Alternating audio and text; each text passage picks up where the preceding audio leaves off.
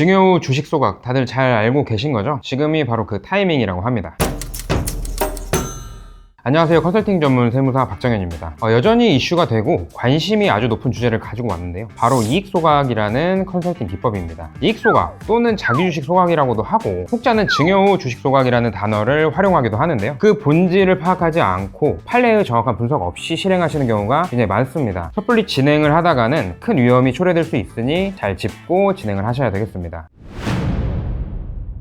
일단 증여 후 주식 소각의 개념 및 절차에 대해 한번 설명을 드리면, 그림에서 보시는 것처럼 A법인의 사주가 존재합니다. 보통은 대표이사로 재직을 많이 하시죠. 대표이사가 가지고 있는 주식 중 일정 부분을 시가로 대표이사의 배우자에게 증여를 하게 되는데요. 잘 아시다시피 배우자에게는 6억 원까지는 증여세가 발생하지 않는 증여재산공제가 있어서 주식을 6억 원어치만큼만 증여하는 행위를 통해 증여세를 한 푼도 내지 않도록 활용을 많이 했습니다. 간혹 6억 원을 기준으로 더 많이 증여해서 일부 증여세를 부담했던 사례도 있고요. 더 적게 증여하는 사례도 있습니다. 이 주식 증여를 통해 배우자가 6억 원어치의 주식을 가지게 되었습니다. 이 주식을 발행한 A법인에게 다시 매각을 하게 되는데요. A법인은 본인이 발행한 주식을 가져오니 자기 주식을 보유한다고 표현을 합니다. 그렇게 A법인은 배우자에게 주식을 사왔으니 배우자에게 주식가치에 맞는 현금을 지급하게 되고요. 6억 원어치의 주식을 배우자가 증여받아서 A법인에게 그대로 팔았으니까 6억 원만큼 현금으로 지급받게 됩니다. 그리고 법인은 매입한 자기 주식을 최종적으로는 소각해서 종결하게 되는데요. 이 행위를 이익소각 컨설팅이라고 부르고 있습니다. 여기서 생각해야 할 체크 포인트는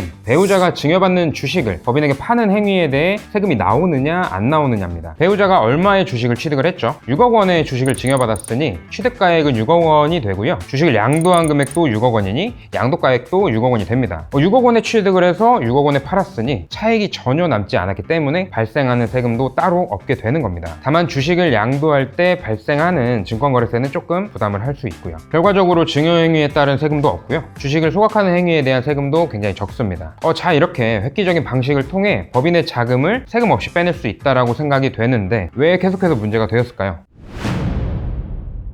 컨설팅 업계에서 또는 세무사 업계에서 무분별하게 증여 후 주식 소각이라는 컨설팅을 많이 하게 되었고, 이를 두고 국세청에서 문제점을 삼은 부분이 바로 있습니다. 영상을 보시는 대표님들도 주의하셔야 되는 부분인데, 배우자에게 흘러들어간 현금 6억 원을 결국에 다시 사주가 가져와서 본인의 가지급금을 상환하는 용도로 사용했다는 겁니다. 컨설팅에 대해 홍보를 할 때에도 가지급금을 해소하는 방안이다 라고 바이럴을 많이 하다 보니 결과적으로 가지급금 상환 목적으로 많이 시행이 된 게 사실이죠. 증여와 주식 소각 각각의 행위인 증여, 양도 자체는 위법이 아닌데 전체적인 그림을 놓고 봤을 때는 약간 수상한 부분이 있습니다. 문제가 되는 이유는 크게 두 가지 정도로 살펴볼 수 있겠는데요. 절차상 문제와 실질상 문제로 나누어집니다. 절차상 문제는 증여 후 주식 소각이라는 절차 내에서 적절한 상법상 절차나 세법상 절차를 지키지 않고 중대한 하자가 있었다면 거래 행위 자체를 부인할 수 있습니다. 따라서 이 절차상 문제는 등기소의 확정일자를 활용하거나 법에서 규정하는 이사회결의, 주주총회 결의 등을 정확하게 실행한다면 충분히 방어가 가능한 부분입니다. 실질상 문제는 주식 소각 대가를 배우자가 가져가지 않고 대표이사의 가지급금 상환에 사용하는 경우인데요. 배우자가 법인으로부터 수령한 6억 원이라는 금액을 대표이사에게 다시 증여를 해서 대표이사가 과거에 사용한 가지급금을 상환하는 겁니다. 결과적으로는 대표이사가 우회 증여를 통해 가지급금을 상환을 하였고, 부의 이전 목적이 아니라 단순히 이익 소각을 목적으로 배우자에게 증여한 행위, 그로 인해 줄어든 세금을 봤을 때는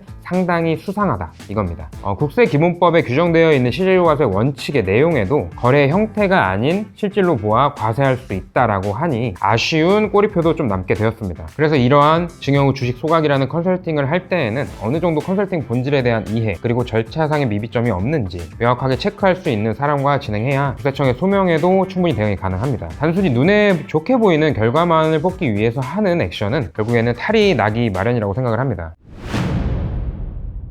오늘은 이익 소각에 대한 내용을 다루어 보았는데 내용이 많다 보니까 아직 담지 못한 중요한 부분도 남아 있습니다. 다음번에는 국세청과 납세자 간의 다툼이 있었던 판례를 분석을 해보고 더 자세한 내용을 설명드리도록 하겠습니다. 댓글에 적어드린 블로그를 참고하시면 법인 컨설팅에 대해서 자세히 알 수 있고 또 더 좋은 내용이 많이 있으니 절세에 도움이 많이 되실 겁니다. 오늘 영상이 도움이 되셨다면 좋아요와 구독, 알림 설정까지 부탁드리겠습니다. 감사합니다.